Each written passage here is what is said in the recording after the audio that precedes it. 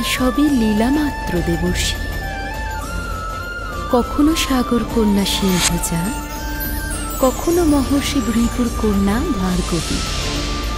দারিদ্র নাশে আমি শ্রীদাত্রী, মহিষাসুর তথা কোলাসুর বধে আমি অষ্টদশভুজা দেবী মহালক্ষ্মী। না, আমি তা কিছুতেই হতে দেব না।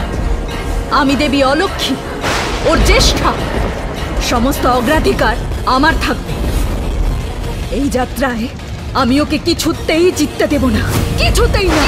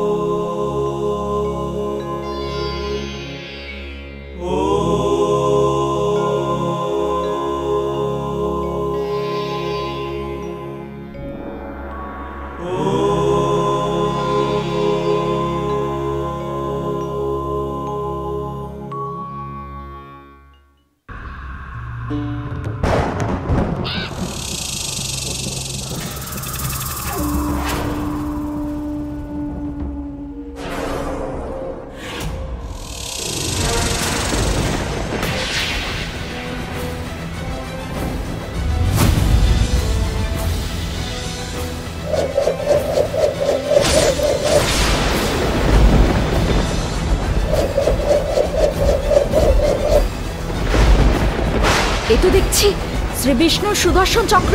আমার পাপ শক্তির হাত থেকে এদের বারবার রক্ষা করছে। সুদর্শন চক্রকে প্রতিহত করার ক্ষমতা তো আমার কাছে নেই।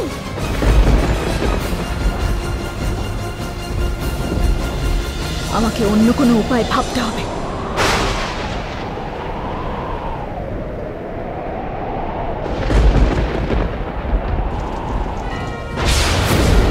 যতই তপবলে বলিয়ান হও না কেন, তোমরা এখন কন্যা লাভের জন্য স্নেহ মমতায় আকুল।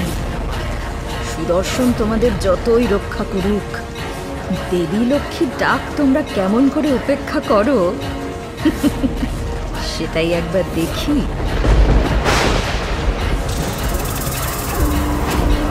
উঠুন মহর্ষি, আপনাদের তপস্যা পূর্ণ হয়েছে।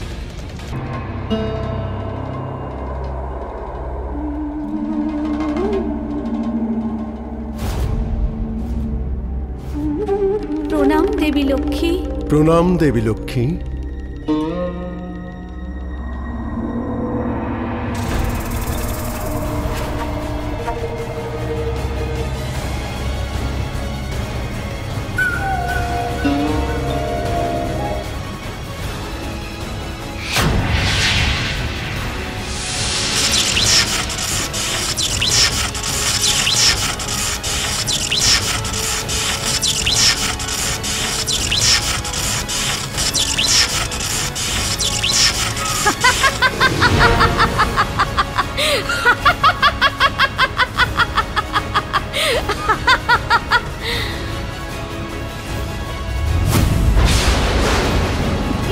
স্বামী, এই তো দেবী অলক্ষ্মী। খ্যাতি, খ্যাতি, তুমি বুঝতে পারছো না উনি আমাদের সঙ্গে ছলনা করেছেন? হ্যাঁ হ্যাঁ, আমি ছলনা করেছি। আমি দেবী অলক্ষ্মী, আর এই ছলনা করেই আমি আপনাদের তপস্যা ভঙ্গ করেছি, যাতে আপনাদের সন্তান রূপে দেবী লক্ষ্মীর জন্ম কখনো না হয়।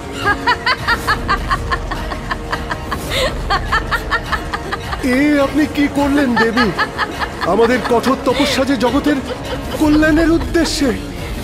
এই ধরাধামে এই মুহূর্তে যে দেবী লক্ষ্মীর আবির্ভাবের বিশেষ প্রয়োজন। হ্যাঁ জানি তো, সব সময় সব জায়গায় লক্ষ্মীরই প্রয়োজন। অলক্ষ্মীকে কেউ চায় না, কেউ না। তাই তো লক্ষ্মীর প্রারম্ভকেই আমি শেষ করে দিলাম।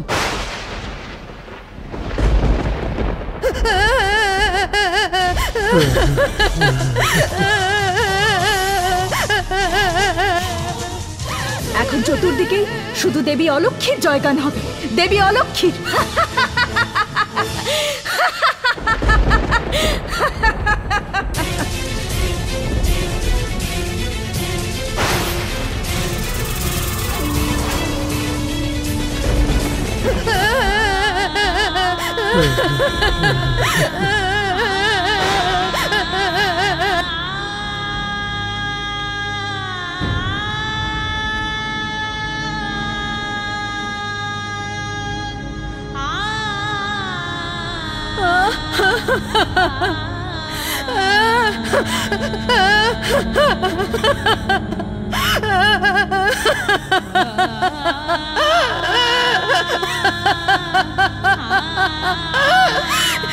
স্বামী, স্বামী, এখন কি হবে?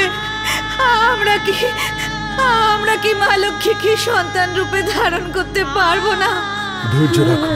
ধৈর্য রাখো খ্যাতি। আমাদের এই তপস্যা মা লক্ষ্মী বিফলে যেতে দেবেন না। আপনার কথাই যেন সত্যি হয়। কিন্তু আমি যে চারিদিকে অন্ধকার দেখছি, শুধুই অন্ধকার।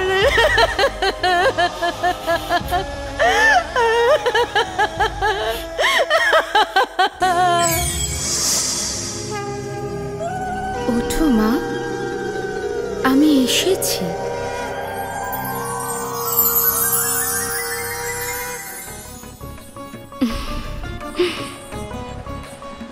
মা লক্ষ্মী, তুমি এসেছো মা? হ্যাঁ মা, পিতামাতার ডাক উপেক্ষা করব সে সাধ্য কি আমার আছে? দেখেছো খ্যাতি, আমি তোমাকে বলেছিলাম না, মা দয়াময়ী। কন্যা রূপে তিনি সাক্ষাৎ আমাদেরকে দর্শন দিয়েছেন। মাগো, তুমি তো আমাদের মনে বাসনা সবই জানো। দেবী অলক্ষ্মীর ছলনায় আমাদের তপস্যা ভঙ্গ হয়েছে। মাগো, তুমি নিজ গুণে আমাদের ক্ষমা করো মা, ক্ষমা করো। ক্ষমা তো ভুলের হয় মা। তোমরা তো কোনো ভুল করনি। তোমাদের কঠোর তপস্যায় আমি প্রসন্ন হয়েছি। মা, তুমি অচিরেই আমার অংশসহ ধাতা এবং বিধাতা নামক দুই সন্তানের জননী হওয়ার গৌরব লাভ করবে। আমি এই আশীর্বাদ করি। জয় মা লক্ষ্মীর জয়, জয় জয় মা লক্ষ্মীর জয়, জয় মা লক্ষ্মীর জয়, জয় মা লক্ষ্মীর জয়।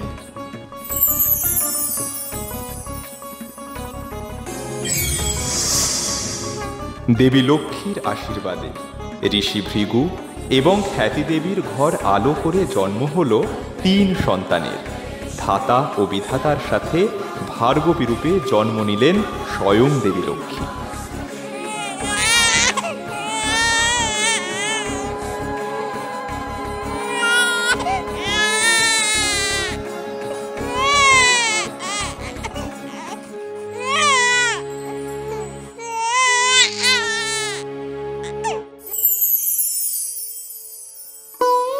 এই জগৎ সংসারে কে আছেন যার ধন সম্পত্তি প্রাপ্তির ইচ্ছা নেই? কিন্তু কিঞ্চিত চিন্তা করে দেখুন, ওই সব ধন সম্পত্তি কি আপনার জীবনে সুখ প্রদানে সক্ষম?